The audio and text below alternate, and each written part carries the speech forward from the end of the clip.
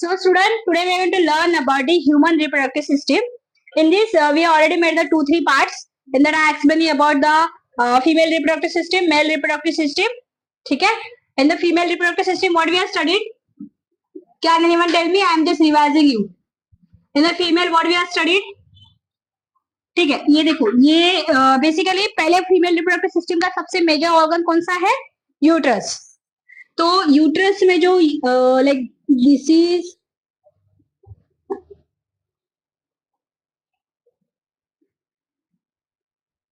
तो यहाँ पे जो है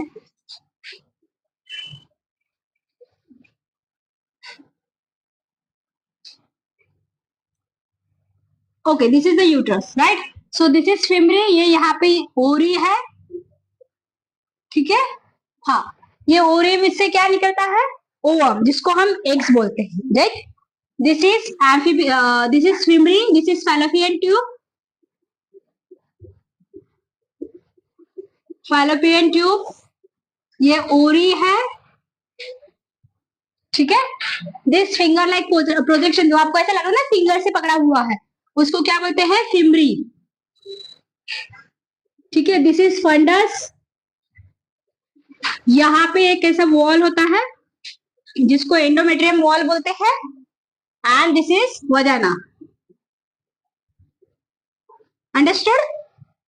अभी मैं आपको फिर से इसका रिवाइज करवा रही हूँ. यहाँ से लाइक ओवरी में से जब एक मैच्योर होके रिलीज होता है, उसको कैच कौन करता है? Fimbria, right? लाइक ऐसे फिंगर होता है, वो उसमें कैच करते हैं. यहाँ से ये जो एग है यहाँ पे आता है फैलोपियन ट्यूब में, और यहाँ से जो स्पर्म अंदर जाते हैं वो यहाँ पे जाके उसमें से सिर्फ एक ही स्पर्म जो होता है वो फर्टिलाइज होता है. अंडरस्टूड? फिर फर्टिलाइज होने के बाद वो यहाँ पे आएगा, देन यहाँ पे प्लासेंटा फॉर्मेशन होगा, ठीक है? हाँ. फिर जो फर्टिलाइज जाइगोट जो है वो यहाँ पे आके फिर ये एम्ब्रियो, फिर ये बेबी फॉर्म में कन्वर्ट होगा. अंडरस्टूड? और ये जो वजाना होता है ये कैसे होता है? एसिडिक मीडियम होता है. यहाँ पे क्या होता है? एसिडिक मीडियम होता है. Understood? So this is the female. अभी मेल में हमने क्या देखा? मेल रिप्रोडक्टिव सिस्टम में हमने क्या देखा? मेल रिप्रोडक्टिव सिस्टम में जैसे कि ये पहले उसका क्या है? ये यूरेथ्रा है, यूरिनरी ब्लैडर है, राइट? यहां से इसमें जेंट्स में क्या है? सेम पैसेज है, राइट? हाँ, ये यहाँ पे उसका सेम पैसेज है, और ये यहाँ पे बेसिकली इसकी ये स्क्रोटम है, ठीक है? हाँ, स्क्रोटम में क्या है? टेस्टिस है. ये टेस्टिस के यहाँ पे ये देखो, ये जो है इसको बोलते हैं वास डिफरेंस. ये बेसिकली एक सेल है जिसमें से स्पर्म बाहर निकलते हैं, और बाहर निकल के फिर ये यूरिनरी ब्लैडर को क्रॉस करके यहाँ से आते हैं, और यहाँ पे इसमें जो होता है एक प्रोस्टेट ग्लैंड होता है, ठीक है? ये ऐसे ट्रायंगुलर शेप में ऑलमोस्ट होता है, और फिर यहाँ पे ये कॉपर ग्लैंड होते हैं, और आपने देखा है वहां पे सेमिनल वेसिकल ट्यूबल्स भी होते हैं, राइट? हाँ. देन फिर यहाँ से पास होके ये इसमें पेनिस में से ये बाहर आएगा स्पर्म. तो यहाँ पे जो है उसको सेम पैसेज है for passing the urine and for passing the sperm, ठीक है? इसके लिए यहाँ पे इसको क्लीन करने के लिए लिक्विड सिक्रीट होता है. Understood? Understood? So this is the scrotum, and this is in the scrotum. What is that? Testis. Testis में क्या होता है? हाँ, क्या प्रोडक्शन होता है? Sperm production. इसमें क्या आता है? सेमिनल वेसिकुलर ट्यूबल्स, ठीक है? ये बेसिकली एक ऐसा बड़ा सा ऐसे ट्यूबल्स होते हैं जिसमें ऐसे बहुत सारे स्पर्म फॉर्म होते हैं, और ये क्या होते हैं? फॉर्म होके डिजेनरेट होते हैं, और फिर मैच्योर्स वाले को ये यहाँ से बाहर निकालते हैं. समझ में आ रहा है? इसीलिए जब मेल में ये होता है तो उसको क्या होता है? वैसेक्टोमी. क्योंकि उसका क्या, वो कौन सा सेल पे वर्क कर रहा है? वास डिफरेंस पे, जहां से एक्चुअल स्पर्म बाहर आ रहा है. समझ में आ रहा है? बेसिकली ये क्या है? सीमेन. व्हाट इज सीमेन? हाँ, अ fluid which contain the sperm. Understood? हाँ. तो ये इस तरीके से. फिर उसके अलावा सीमेन में स्पर्म के अलावा और क्या होता है? हाँ, उसके बाकी के जो लाइक आपके बुक में नहीं वो, पर उसमें जैसे कि अगर वो डायबिटिक पेशेंट है तो उसकी उसमें शुगर होती है, अगर नहीं है तो नहीं होती है. ओके? जैसे जब हमारा कोई पर्सन डायबिटिक है या नहीं, ये कैसे चेक करते हैं? उसके यूरिन में या उसके ब्लड के हिसाब. तो इसमें भी अगर कोई डायबिटिक पेशेंट है तो उसके सीमेन में भी शुगर मिलेगी, अगर वो नहीं है तो नहीं मिलेगी। अंडरस्टूड? समझ में आ रहा है? हाँ। अभी हम लोग देख रहे थे, अभी हमारा नेक्स्ट पार्ट में हम लोग देखेंगे कि ये तो ये हुआ, ठीक है, कि हाँ ये स्पर्म वजाना में जाएगा, फिर वो एसिडिक होने की वजह से यहाँ पे बहुत सारे जो होंगे वो किल हो गए, और जो मोस्ट सबसे फिटेस्ट वाला जो रहेगा वो वहां पे, सपोज एक यहाँ पे है, एक यहाँ पे है, तो इसको ये स्पर्म जाके ये फ्यूज होगा। हमने स्पर्म का स्ट्रक्चर भी देखा था, याद है आपको? ये देखो, ये उसका हेड है, फिर ये उसका बॉडी, और फिर इसका टेल, ठीक है। जब कोई भी जो एग होता है, जब ये किसी सॉरी कोई भी जो स्पर्म होता है वो एग को जब फर्टिलाइज करता है तो सबसे पहले वो क्या रिलीज करता है, यहाँ में से उसका वो डीजनरेट करता है, उसका जो ये वाला जो लेयर होता है, एग का जो ये लेयर होता है, जो कवरिंग होता है, उसको डीजनरेट करता है। समझा? अंडरस्टूड? और फिर ये जो बॉडी होती है, ये बॉडी अंदर जाती है ऐसे, समझा? फिर यहाँ पे इसके ऑलरेडी क्रोमोसोम्स है। फीमेल में कौन से क्रोमोसोम्स होते हैं? वाई होते हैं, एक्स वाई होते हैं। हाँ, फीमेल में कौन से है? एक्स एंड एक्स डैश, ठीक है। और फिर ये जो उसका बॉडी अंदर गया स्पर्म का, उसमें हो गए एक्स एंड वाई, और ये जो टेल होता है ये यहीं पे कट हो जाता है। अंडरस्टूड? समझ में आ रहा है? हाँ। तो ये तो हो गया नेचुरल कंसेप्शन। बट अगर कोई कपल है, ठीक है, they who want a baby but they are not they cannot conceive naturally, तो उस केस में हम क्या करेंगे? तो इस केस के लिए बहुत सारी मॉडर्न टेक्निक इन्वेंट हुई है, that we are going to study now.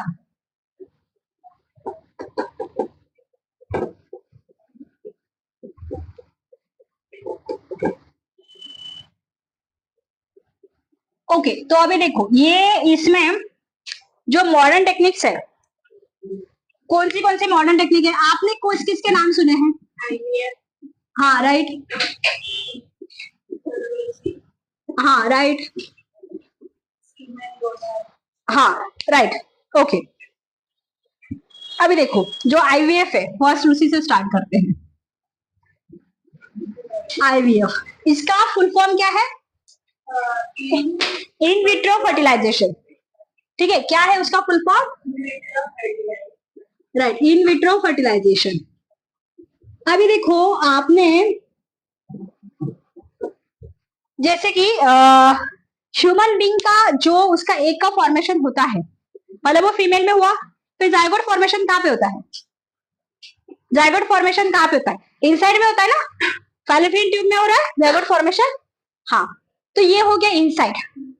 In vitro मतलब आउटसाइड, समझ में आ रहा है? तो ये बेसिकली जो फर्टिलाइजेशन होता है ये आउटसाइड होता है। मतलब जैसे कि ये कंसिडर करो कि ये फीमेल का एग है, ठीक है, यहाँ पे नीडल से, ये क्या है? नीडल है, ठीक है, एक बहुत ही थीन नीडल होती है, इसमें से जो मतलब इसके बायोलॉजिकल मदर और फादर सेम ही रहेंगे, ठीक है, इसके मदर एंड फादर सेम ही रहेंगे। अंडरस्टूड? तो मदर की बॉडी में से ये एग्स उन्होंने कलेक्ट किया, ये क्या है? एग है, ये कलेक्ट किया।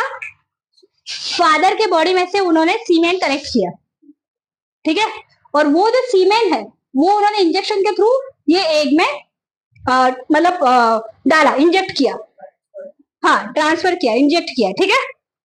अभी ये जो एग है इसको एक लैबोरेटरी में रखेंगे। कहाँ रखेंगे?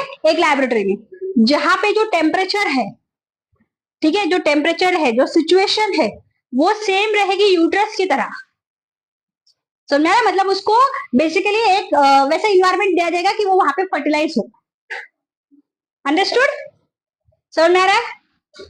अंडरस्टूड? हाँ, तो एक इन्होंने निकाला मदर के इसमें से, और वो एक ही एक निकालते ऐसा नहीं है, ठीक है। अभी आपको ये पता होगा कि जो फीमेल होती है उसका रिप्रोडक्टिव फेज कहाँ से स्टार्ट होता है?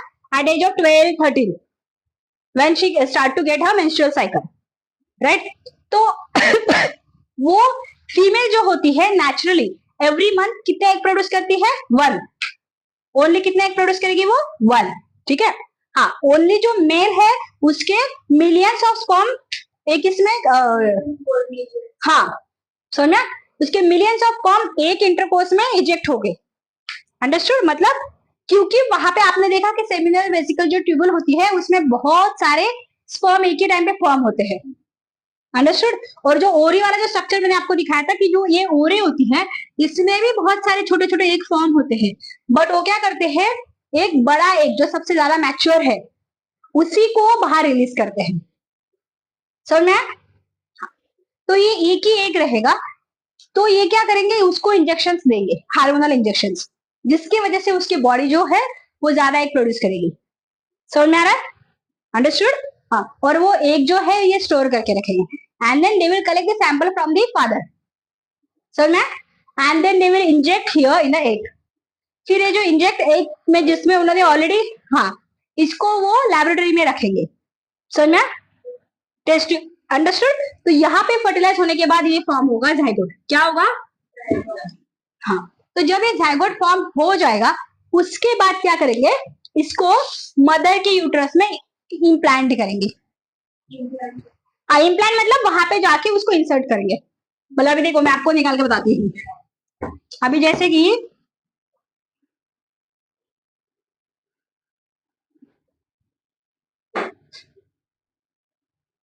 ये मदर का यूट्रस है, ठीक है?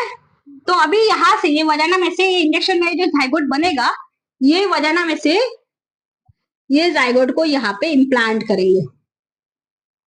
समझे? समझ आ रहा है? हाँ।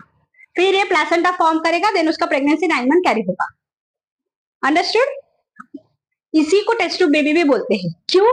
क्योंकि इसका जाइगोट फॉर्मेशन टेस्ट ट्यूब में होता है। समझ में? So this is this much only.